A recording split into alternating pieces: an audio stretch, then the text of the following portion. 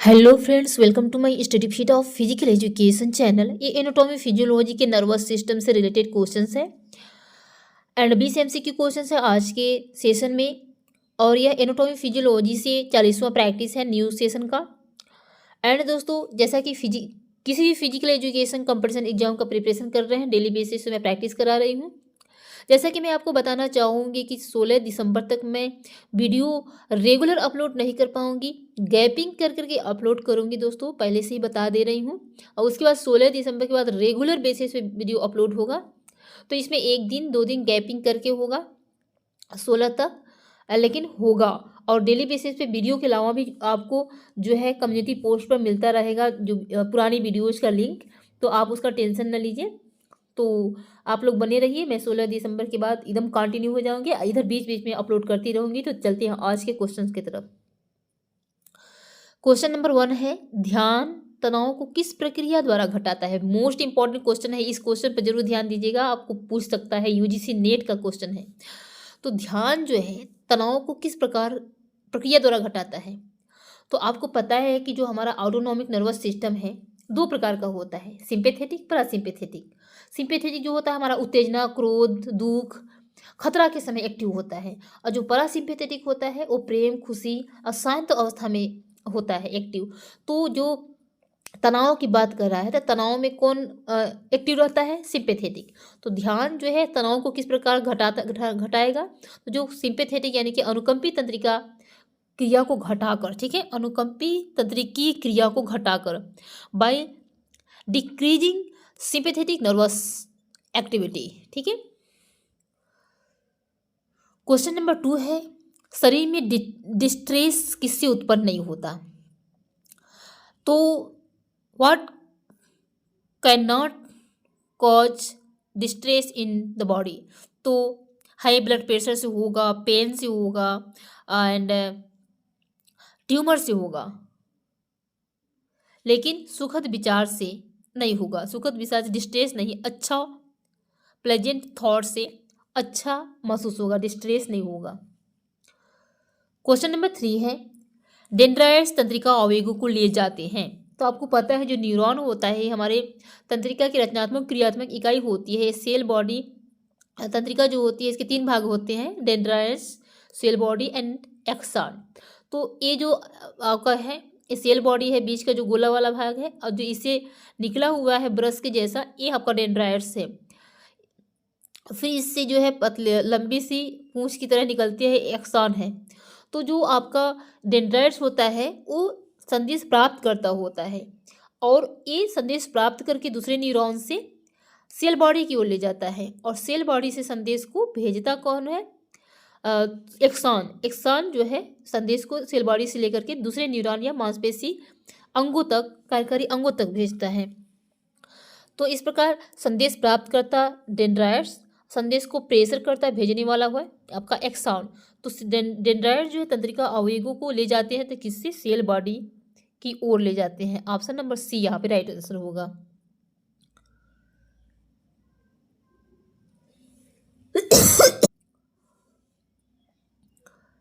Question number 4 है, thymus ग्रंथि से स्रावित हार्मोन किन कोशिकाओं के प्रफुल्लन एवं परिपक्वता में महत्वपूर्ण भूमिका निभाते हैं। तो दोस्तों थाइमस ग्रंथि जो है हमारे इम्यून सिस्टम के लिए मोस्ट होता है। जैसे कि बच्चों में ज़्यादा एक्टिव होता है, तो बच्चे जो होता है मिट्टी उट्टी कुछ भी खाते रहते हैं, उनको डाइजेशन की प्रॉब्लम नहीं होती है। बट जैसे जैसे बड़े होते हैं तो थाइमस ग्रंथि जो है वो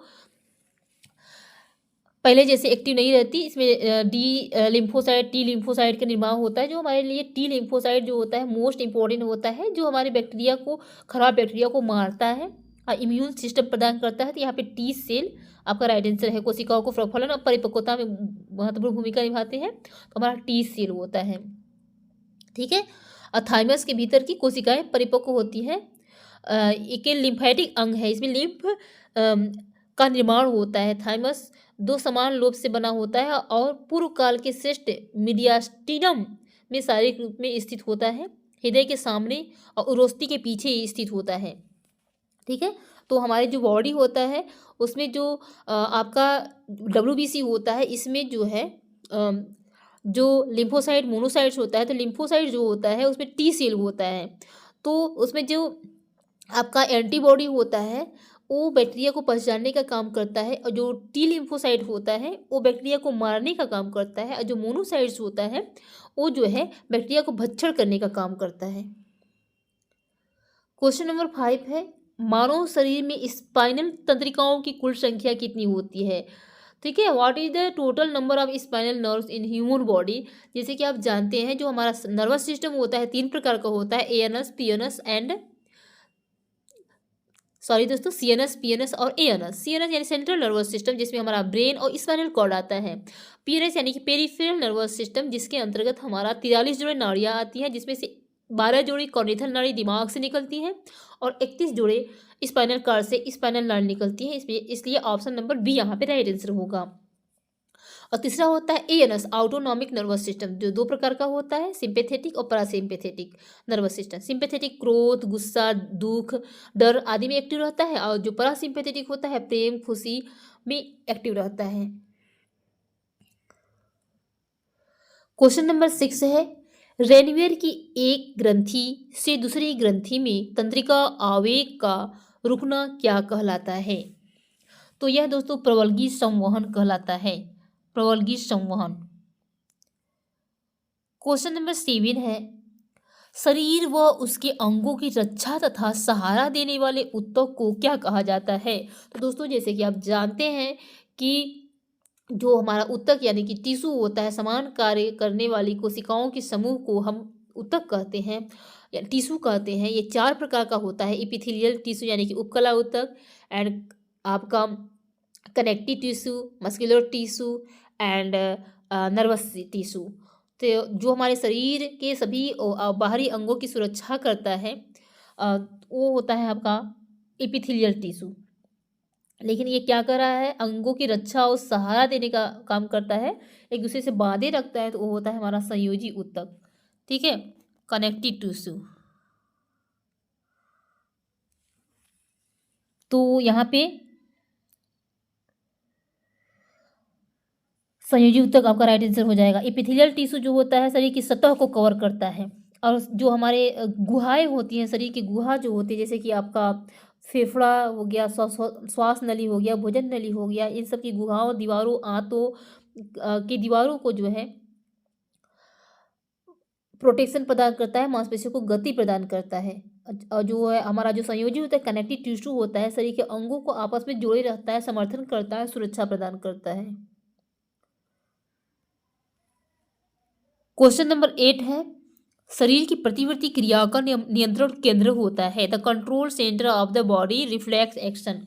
तो दोस्तों जो प्रतिवर्ती क्रियाएं होती हैं इसका जो आपका नियंत्रण करता है हमारा स्पाइनल कॉर्ड करता है।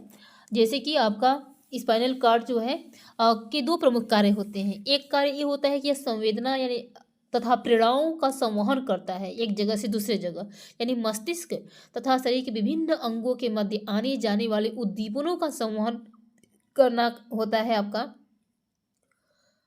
काम। और दूसरा काम होता है प्रतिवर्ती क्रिया रिफ्लेक्स एक्शन का नियंत्रण और समन्वय करना। प्रतिवर्ती क्रिया जो है तंत्रिक क्या होता है कि तंत्रिका तंत्र शरीर को बड़े पैमाने पर अनैच्छिक अथवा चेतन अवस्था में नियंत्रित करता है। प्रतिवर्ती क्रिया रिफ्लेक्स एक्शन की खोज मार्शल हॉल ने किया था। जैसे कि सांप को देखकर अचानक भाग जाना, धमाका सुनकर चौंक जाना, गर्म वस्तु छूने पर तुरंत हाथ हटा लेना आदि। प्रतिवर्ती क्रिया 2 प्रकार की होती है, अप्रतिबंधित और प्रतिबंधित। जो अप्रतिबंधित होता है जन्मजात होता है, जैसे तेज प्रकाश पड़ने पर पुतली का सिकुड़ना, छींकना, खांसना आदि। जो प्रतिबंधित होता है उसको नियमित प्रशिक्षण के द्वारा लर्निंग करना पड़ता है, सीखना पड़ता है। जैसे कि प्रारंभ में इसका नियंत्रण जो है मस्तिष्क करता है, और जैसे वो अभ्यस्त हो जाता है तो उसका जो नियंत्रण मेरुरज्जु करने लगता है, जैसे साइकिल चलाना, नाचना, टाइपिंग करना, स्वादिष्ट भोजन को देखकर मुंह में पानी आना इत्यादि। क्वेश्चन नंबर 9 है, ऑल्फैक्टरी एक तंत्रिका है। तो दोस्तों जैसे कि आपका पेरिफेरल नर्वस सिस्टम जो होता है उसमें 2 प्रकार की नाड़ियाँ होती हैं, कॉर्निथल नाड़ी दिमाग से निकलने वाली 12 जोड़ी, और स्पाइनल नाड़ी स्पाइनल कॉर्ड से निकलने वाली 31 जोड़ी, कुल 43 जोड़ी नाड़ियाँ होती हैं। तो जिसमें से आपका 12 जोड़ी जो होती है दिमाग से कानिथल नाड़ी, पहला नाड़ी होती है ऑल्फैक्टरी जो सूंघने से संबंधित होता है, दूसरा ऑप्टिक नर्व होता है जो आंख में प्रकाश का ज्ञान करता है। ठीक है। क्वेश्चन नंबर 10 है, कड़पटही झिल्ली कहाँ देखी जा सकती है? तो आप सबको पता है ये झिल्ली जो है हमारे कान में पाई जाती है, जिसे हम कान का पर्दा कहते हैं। कान का दो कार्य होता है, सुनना और संतुलन बनाना। कान के अंदर जो इंडोलिम्फ नाम का फ्लूइड यानी द्रव होता है वो शरीर का संतुलन बनाने में कार्य करता है। क्वेश्चन नंबर 11 है, निम्न में से कौन सी कपाल तंत्रिका नेत्र की गति के लिए जिम्मेदार है? दोस्तों वो होता है आपका उपचालक तंत्रिका, मोटर नर्व। गति की बात करेगा तो हमेशा मोटर नर्व। क्वेश्चन नंबर 12 है, निम्नलिखित हार्मोनों में से किसका प्रभाव सबसे अधिक तंत्रिका परिवर्तन पर पड़ेगा? तो वह है आपका टेस्टोस्टेरोन जो पुरुष लिंग हार्मोन है। क्वेश्चन नंबर 13 है, मस्तिष्क का भार पूरे शरीर के भार का लगभग कितना प्रतिशत होता है? तो दोस्तों आप सबको पता है एक पूरे शरीर के भार का 2% होता है। इसका भार 1450 सीसी तक होता है। 1500 ग्राम 1500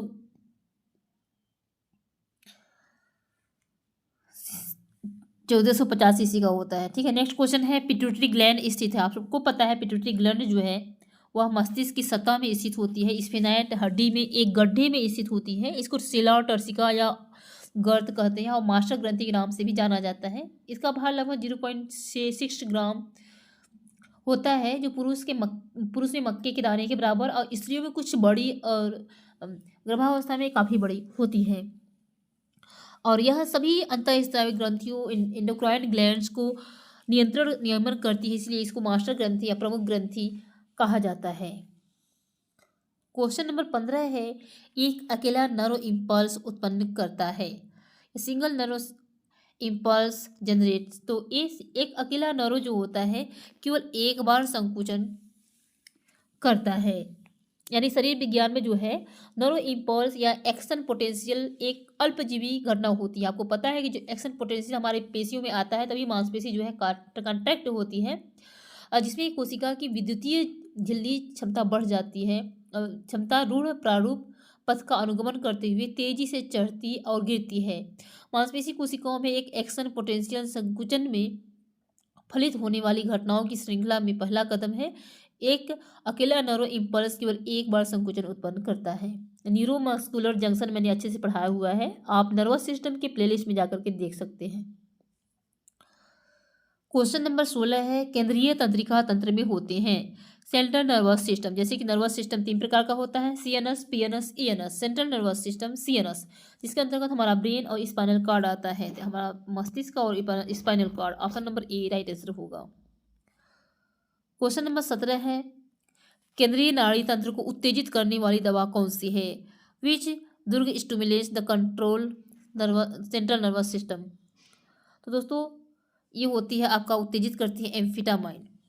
जैसे कि आपका जो 1960 में सबसे पहले आपको मिला था केस रोम ओलंपिक में, जिसमें एक साइकिलिस्ट था डेनमार्क का जो इसको लेने से उसकी मृत्यु हो गई थी। क्वेश्चन नंबर 18 है, नाड़ी प्रणाली में अंगों की संख्या कितनी होती है? तो आप सबको पता है 3 होती है, सीएनएस, पीएनएस, एएनएस।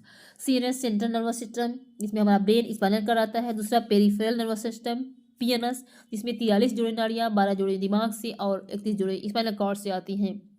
और तीसरा होता है एएनएस ऑटोनॉमिक नर्वस सिस्टम, जो सिंपैथेटिक पैरासिम्पैथेटिक 2 प्रकार का होता है। क्वेश्चन नंबर 19 है, स्वचालित नाड़ी प्रणाली है जो एएनएस होता है ऑटोनॉमिक नर्वस सिस्टम कंट्रोल, तो किसको कंट्रोल करता है? तो हमारे आंतरिक अंगों को कंट्रोल करता है, एक्सटर्नल इंटरनल ऑर्गन्स को। ठीक है। आंतरिक पर्यावरणीय जो परिवर्तन, आंतरिक अंगों की पर्यावरणीय जो परिवर्तन होता है उसको वह कंट्रोल करता है, जैसे तापमान, एकाग्रता, रक्त शर्करा, ऑक्सीजन, कार्बन डाइऑक्साइड का स्तर आदि में संतुलन बनाए रखने में आवश्यक भूमिका निभाता है। क्वेश्चन नंबर 20 है कि तंत्रिका स्पंदन के संचरण के दौरान होने वाली घटनाओं के सही क्रम की पहचान कीजिए। तो दोस्तों जब तंत्रिका स्पंदन होता है नर्व इम्पल्स, उस टाइम जो है सबसे पहले आपका आता है उद्दीपन। सबसे पहले क्या आता है? उद्दीपन। ठीक है, सबसे पहले उद्दीपन आएगा। उसके बाद उद्दीपन के बाद आपका आएगा झिल्ली में पारगम्यता का परिवर्तन। ठीक है, तो बी के ई के बाद हो जाएगा आपका बी। उसके बाद आपका आएगा सोडियम का अंतर्वहन। सोडियम का अंतर्वहन ए। उसके बाद आपका होगा विध्रुवण यानी डीपोलराइजेशन। ठीक है, तो एफ। उसके बाद आपका होगा उत्पन्न होने वाली क्रिया संबंधी क्षमता सी, एक्शन पोटेंशियल। ठीक है, एक्शन पोटेंशियल जनरेटेड। उसके बाद ही तो मांसपेशी या कॉन्ट्रैक्ट होगा, तो फिर सी हो जाएगा। सी के बाद क्या बच रहा है? आपका डी। लास्ट में आपका अंतर्ग्रथित पुटी की फटन होगी, यानी कि मांसपेशी जो है कॉन्ट्रैक्ट हो जाएगी। ठीक है, इस प्रकार E B A F C D आपका राइट आंसर हो जाएगा ऑप्शन नंबर डी। तो दोस्तों ये था आज की सेशन का 20 MCQ क्वेश्चंस। आई होप कि आपको अच्छे से समझ में आया होगा। जिस भी क्वेश्चन में कुछ डाउट होगा कमेंट में जरूर बताइए और ज़्यादा से ज़्यादा वीडियो को शेयर कीजिए जिससे और लोगों तक वीडियो पहुंच सके। तो मिलते हैं नेक्स्ट वीडियो प्रैक्टिस में, तब तक के लिए जय हिंद।